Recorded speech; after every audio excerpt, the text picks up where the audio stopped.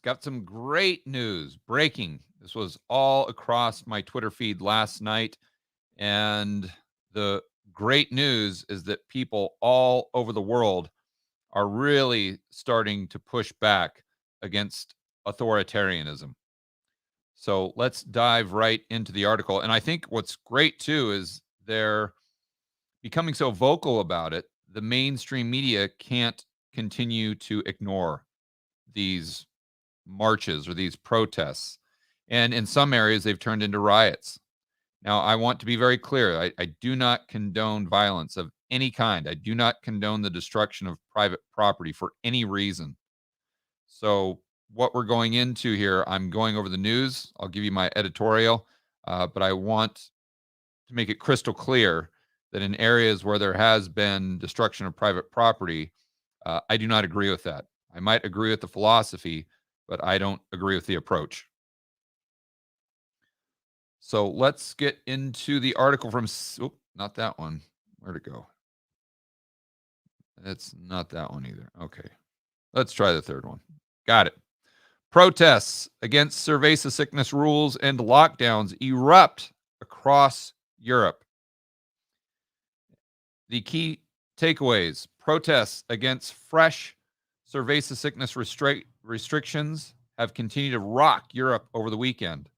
There were demonstrations in Vienna, Brussels, Amsterdam against cerveza sickness rules. And I would add to this, and they even include it in their story, so I don't know why they didn't include it in the title. Croatia and Zagreb, if I'm pronouncing that correctly, the capital of Croatia. We'll get into that in a moment.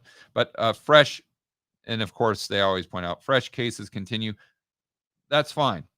But I also want to point out to the mainstream media that just because you have, and what I'm going to here is the John Hopkins site, and this is data for specific states. You can pull them up, and you can see there, I'm not going to say this for YouTube here, but the rate at, or the number of doses of the medicine, cases, deaths, and you can see there's just, regardless of what the mandate is or the policy from the government, there is no correlation whatsoever with mandates, restrictions, and what the cerveza sickness does. It's at very best seasonal, I think, but at some point in time, well, I'm going to take that back. So I was going to say at some point in time, the politicians will have to admit that they can't control this, that it's going to do what it's going to do. But then that would lead them to the conclusion that we need to allow the decision-making process to be done by the individual. And that is the antithesis of their overall objective. Because the whole goal here, remember, is to never let a good crisis go to waste. That's my opinion. And so they've got to continue this ruse that they're trying to really, this ruse that they're using to try to pull the wool over your eyes. I think that's the best way I can say it. And this ruse basically states that they have control, and when the cerveza sickness gets out of hand, well, then that requires them to take more of your freedom and liberty away to smash that evil cerveza sickness. And if they just kind of sweep it under the rug, that these mandates really are ineffective and they just do a lot more damage than they do good, and that the cost is far, far higher than the benefit, then again, we come to the point where they would have to leave the decision-making up to the individual, and that means they don't get the power and the control. So if you're ever wondering, what these mandates do or how effective or ineffective they are, just go to the Hopkins website and then look at when a certain state or city, if you've got the data, implements a certain regulation, and then just look at the actual numbers, and you'll see, again, when you look at multiple states, when you look at multiple countries and don't cherry pick, you see that there's absolutely no correlation whatsoever to the mandates and what the cerveza sickness decides to do. So going back to the original story here,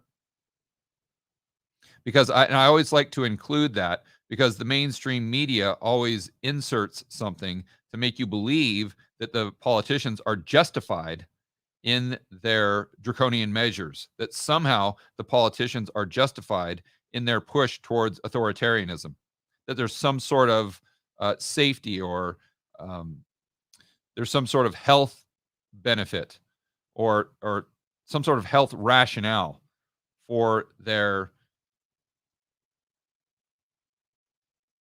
for taking them down that path of usurping more power and control, or usurping more freedom and liberty from you and the people you love. So protests, again, they erupt in Brussels, Vienna, Rome, Amsterdam, and Croatia. This is in Austria. Oh, here we go. And see, they always have to demonize these people. The demonstrator lights a smoke bomb during a rally held by Austria's far right Freedom Party. Jeez. I mean, it's almost getting to the point where far right is kind of a badge of honor. If you're quote unquote far right, that just means that you're basically a centrist as of 2019.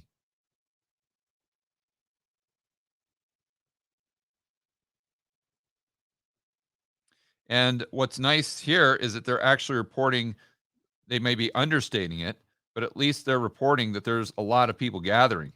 Where if we would have seen this probably 3 or 4 months ago, they would have said, oh, yeah, 500 people, but yet 35,000. So it's good that they're actually showing us the images as well, and not just trying to paint the picture of what they want you to believe is happening in the actual trenches or on the ground.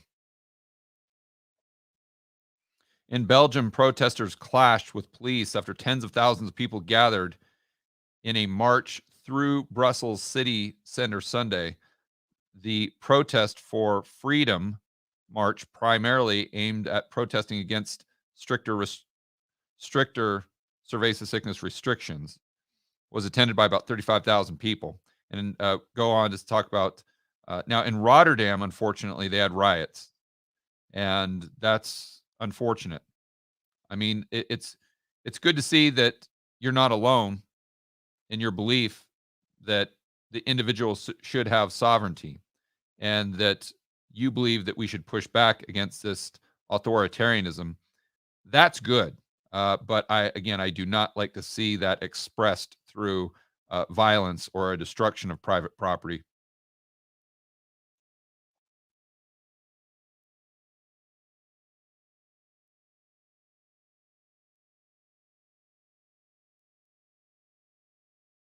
So it got to the point where the Dutch police had to use water cannons and fired warning shots, injuring 2 people. That's unfortunate. But again, uh, these governments at least know that people are pushing back, and they're not just going to passively allow the governments to micromanage their life indefinitely.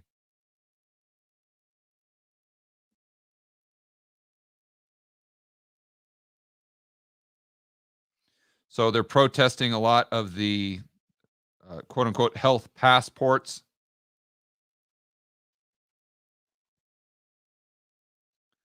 This is in Rome, and then in Zagreb. That's what I was talking about earlier. I can't believe they didn't mention that. That was probably the biggest rally. I mean, look at the amount of people here.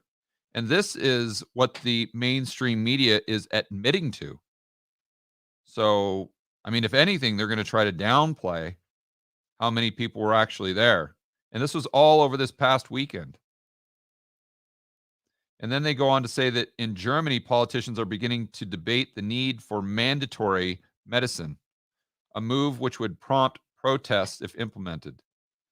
I think it absolutely would. And you've got to ask yourself, if you're one of these people that believes, well, they've got a big spike in cases, therefore they don't have a choice. They've got to do something. They can't just do nothing. Well, then I would encourage you to go back into the John Hopkins site and just pull up a bunch of states, pull up 20 different states and then put a line on the timeline, or put a mark on the timeline when they implemented a lockdown, or when they implemented a mask mandate, or when they implemented the medicines, and see if there's any correlation whatsoever to the cases, to the hospitalization capacity, any of that. And you'll see that there's no correlation. So the fact that these governments are coming out and usurping more power and control in the name of getting the cerveza sickness eradicated, or in the name of controlling the cerveza sickness to a greater degree, you know that it doesn't pass the sniff test. You know they're lying to you. You know there's some sort of ulterior motive.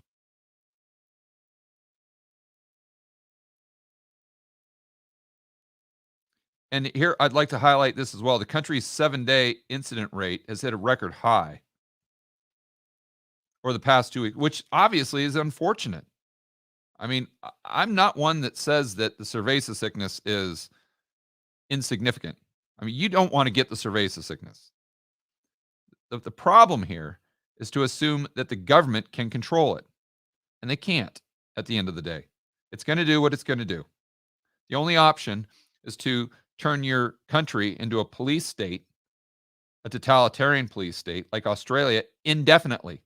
Because once Australia decides that they've had enough of this totalitarian approach, then what's going to happen to the numbers as far as the cerveza sickness? They're going to skyrocket. And it's going to go right back to what you would see in Florida or California or Arizona or any place in the United States, or Germany for that matter. You're not going to eradicate this thing with the tools that we have right now.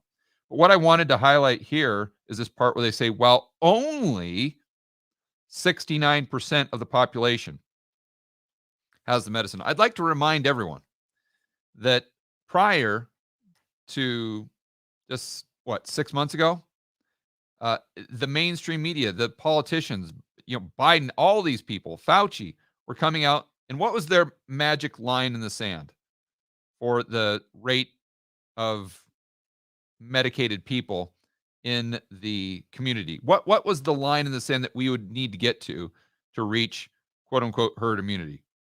Remember, it was 70% roughly. But now they're saying, well, only 70% of the people.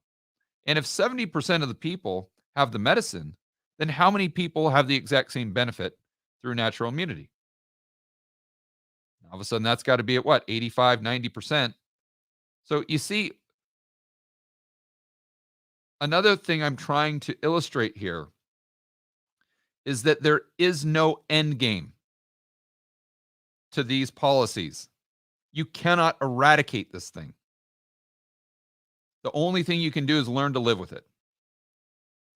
So you can learn to live with it with the same amount of freedom that you've enjoyed for your kids and your grandkids, or you can say that we're just going to lock ourselves in our house for the rest of our lives because we're so consumed with fear. We're alive, but we're not living. Now, I went off on a tangent there because I wanted this article more to be about the good news that people are really pushing back. And, when I did the RV tour, I think I talked about this last night on the live stream on the George Gammon channel. The main thing I heard from individuals out there, and we were in Tucson, El Paso, Dallas, Houston, San Antonio, and I actually heard this a lot at Mark Moss's event where I spoke over the weekend, is that people who value freedom, liberty, free market capitalism, and that understand why we should prioritize individual sovereignty and why we should push back on authoritarianism, they feel as though they're all alone because all of their friend and family member Freds are telling them that they're crazy, that they're a tinfoil hatter, that they've completely lost their mind. And why not just obey the government? Why not just submit? What's the big deal? Why not just get the medicine, even though you don't think the risk reward is appropriate? And again, I'm not anti-medicine, just anti-mandate. I think that people should be left to their own decision as to the risk reward for themselves and their family. But you've got all these people, I'm sure, bombarding you at your workplace, in your neighborhood, on social media, to the point where you look in the mirror and say, well, maybe I'm the crazy one. But the reason I like to go over articles like this is to remind you that you are not alone, my friend. In fact, you are part of the silent majority. You need to remember that, because understanding that we are part of the majority and coming together as a group, as a community, that's where the true power lies. And I think it's great that we have the Second Amendment in the United States. And I think that everyone should practice that if they so choose. But at the end of the day, I think there is even more power in people coming together as a group and practicing civil disobedience and letting the politicians know that they have gone too far.